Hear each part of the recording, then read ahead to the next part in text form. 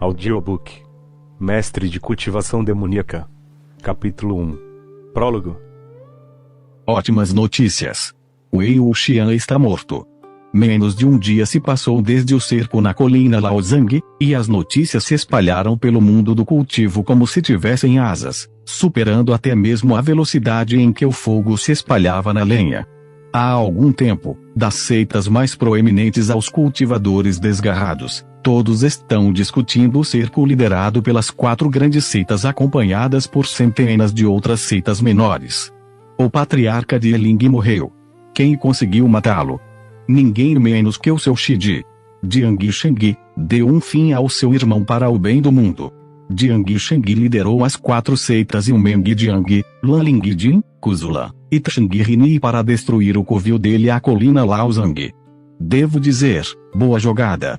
De fato, nós finalmente eliminamos esse flagelo. Se não fosse pelo clã de Meng Jiang adotá-lo e educá-lo, ele teria sido um vagabundo vivendo nas ruas, sozinho e causando tantos problemas, quanto os mendigos têm causado hoje em dia. O chefe do clã Jiang o criou como seu próprio filho, ainda assim ele os abandonou e tornou-se o inimigo do mundo do cultivo, trazendo vergonha ao clã Jiang, até mesmo quase o levando ao seu extermínio. Ele é o principal exemplo de morder a mão que o alimenta. Jiang Shengyi permitiu que esse sujeito vivesse por muito tempo. Se eu fosse ele, no momento da deserção, eu não apenas o teria esfaqueado. De fato, eu examinaria cuidadosamente os discípulos da seita novamente, para que, depois, eles não façam aquelas coisas loucas que ele fez. Quem se importa com a chamada consideração que ele deu ao seu amigo de infância? Isso é apenas um boato. Embora Jiang Shengyi fosse uma das forças principais, ele não deu ao Wei Wuxian o golpe final. Como ele cultivava o caminho do demônio, os poderes de Wei Wuxian sofreram efeitos colaterais e ele foi rasgado em pedaços. Hahaha.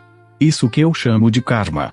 Os soldados fantasmas que ele criou são como cães descontrolados, mordendo a todos com quem se deparam. Lhe caiu bem ser mordido até a morte. Mas, se não fosse pelo Jiang Shengyi fazer um plano que visasse as fraquezas de Wei Wuxian, o cerco poderia não ter dado certo. Devo lembrar as pessoas do item que Wei Wuxian possuía? Você esqueceu do dia em que 3.000 cultivadores qualificados foram completamente aniquilados. Ouvi dizer que eram mais de 3.000, possivelmente 5.000. Ele definitivamente era alguém insano. É uma coisa boa que ele tenha destruído aquela arma maligna antes de morrer. De outra forma, se aquilo fosse deixado neste mundo para prejudicar a humanidade, seus pecados teriam sido piores. Oh, bem. Você sabe, naquela época, Wei Wuxian era um dos cultivadores mais promissores, vindo de um clã altamente distinto e alcançando sucesso em uma idade jovem. Como ele acabou onde ele está agora? Isso prova que só se pode cultivar seguindo o caminho certo. Usar essas práticas desonestas só parece benéfico à primeira vista. Veja, o que aconteceu no final? Nem mesmo um cadáver inteiro foi deixado dele. Nem tudo foi por causa do seu caminho ao cultivar. A personalidade do Wei Wuxian era bastante imoral. Você colhe o que planta, de uma forma ou de outra, o que vai sempre volta. Após a morte de Wei Wuxian, aqueles acontecimentos eram um tópico na boca do povo. As discussões das pessoas eram principalmente sobre as mesmas coisas, com algumas opiniões não convencionais sendo silenciadas imediatamente. Entretanto, o X da questão ficou no fundo da mente de todos. Ninguém conseguia invocar a alma de Wei Wuxian, o que significava que sua alma havia desaparecido. Poderia ter sido destruída pelos milhões de fantasmas que o devoraram. Ou, talvez tenha escapado. Se for o primeiro, então está tudo bem.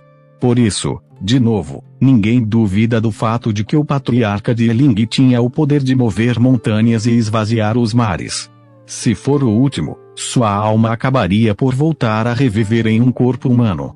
Quando chegasse o dia, o mundo do cultivo, ou mesmo toda a terra mortal, seria condenada a confrontar a vingança mais insana, afundando em nada além de caos e desespero. Os vários clãs estabeleceram 120 bestas de pedra em cima da colina Laozang e iniciaram rituais frequentes de convocação de almas, seguidos de uma maior vigilância e busca de ocorrências estranhas por todo o mundo. No primeiro ano, nada aconteceu. No segundo ano, nada aconteceu. No terceiro ano, nada aconteceu. No 13º ano, também não aconteceu nada. Mais e mais pessoas estavam começando a acreditar que, talvez, o patriarca de Eling realmente tivesse perecido deste mundo. Mesmo que ele fosse capaz de virar o mundo de cabeça para baixo, finalmente foi sua vez de ser esquecido. Ninguém ficaria no topo por toda a eternidade. Lendas serão apenas lendas. Fim do capítulo 1.